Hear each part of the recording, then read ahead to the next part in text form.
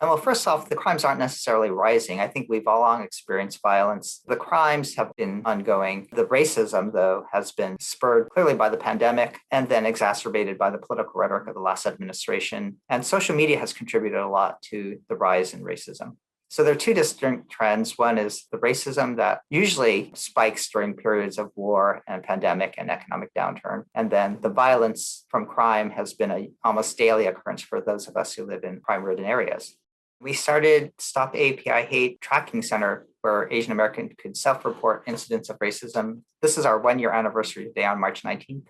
What we've learned is that the racism is widespread. We have reports from all 50 states. It's pervasive. We have 3,800 incidents, but we know that's just the tip of the iceberg. That a latest survey showed 3 out of 5 Asian Americans have experienced racism, and that the racism has become institutionalized. A lot of policies have been implemented last year that disproportionately impact Asian Americans, especially immigration policies. And then finally, with the latest spate of violence and shootings in the last few weeks, we know it's turned deadly. And again, we grieve over and mourn over the victims and express concern for the families.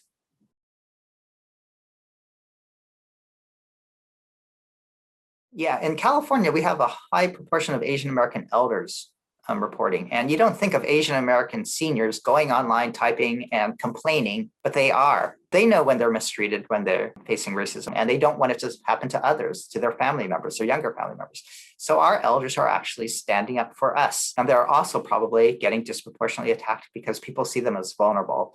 Bullies pick on those who they deem weak. Other vulnerable groups are children and youth, and then women. Women are harassed 2.3 times more than men.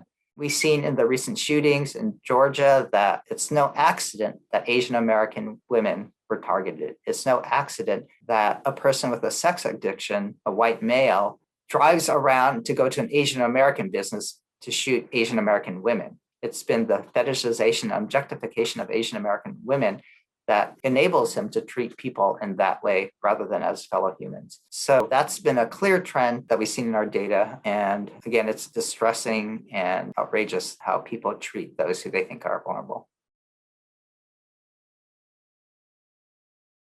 So one good historic comparison is Islamophobia after 9/11. In that case, President Bush tried to encourage Americans to treat every American with respect and civility, whereas President Trump during COVID-19 continually mocked Asian people and used the term Chinese virus. He didn't have social media or the internet after 9/11, but we do now. So his hate speech and the use of the term Chinese virus went viral. First of all, that term does two things. It racialized the virus, so it wasn't just biological, but it was a Chinese virus, and it stigmatized the people so that the Chinese people were the ones carrying the virus. We were the disease carriers, outside threats. And so when people began to see that on social media thousands of times, along with racist memes or posts, that chemically hardwires in people's mind that association, the association of Asians with the disease. That then leads people to racially profile Asians. In America, people notice age, gender, and race. And so when they see Asians, they automatically think of the disease and they get triggered or threatened. And we've seen that time and time again in our data. The racism goes viral and hate speech then leads the way to hate violence and the attacks we're seeing. And then Asian Americans take to social media, and because we're not recognized by government or mainstream media very often, because we're often excluded, Asian Americans have to use their own platforms to draw attention to their concerns, to voice what's happening. I mean, we use the internet to gather the data, right?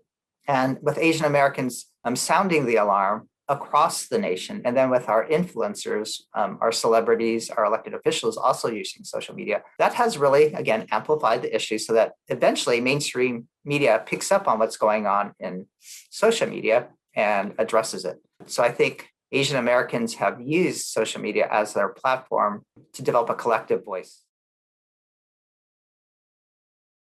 You know, the hate that I've been reading about on a daily basis has been horrific, and I'm outraged and distressed. As I read the incidents, I'm really saddened by how hateful people have become, how people feel like they can just cough and spit on elderly people and children and to treat them like objects.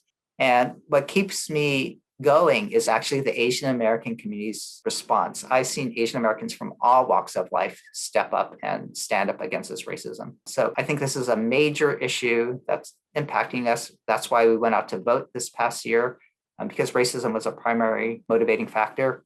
So it's not just one organization or one set of celebrities. It's been a mass movement.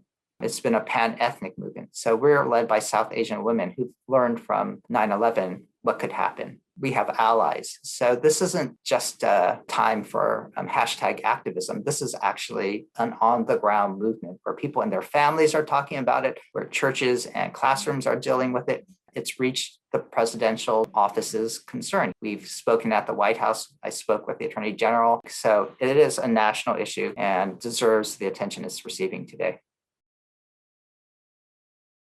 Now Asian Americans are feeling besieged and we're triggered, we're threatened, right? We're in a state of fear. And so we go into fight mode. That's why you see people arming themselves. That's why you want the cause for more policing. We go into flight mode. We're telling our parents, don't go out, right? We're saying, don't go back to school because you might get bullied. You can go into freeze mode and not think about it, disassociate it, because it's too hard to think that, wow, people don't accept us. People hate us. People don't see us belonging. But the fourth response that I also see Asian Americans doing is by going into flock mode.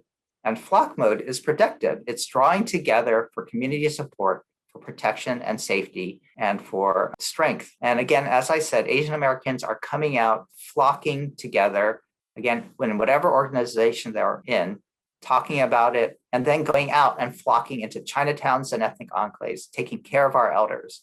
And even this particular discussion is a flocking mechanism to share what's going on and to support each other and learn from each other. So I'm telling Asian Americans, continue to flock. I think this is our strength. I think that's our cultural orientation, and that's how we be community to one another.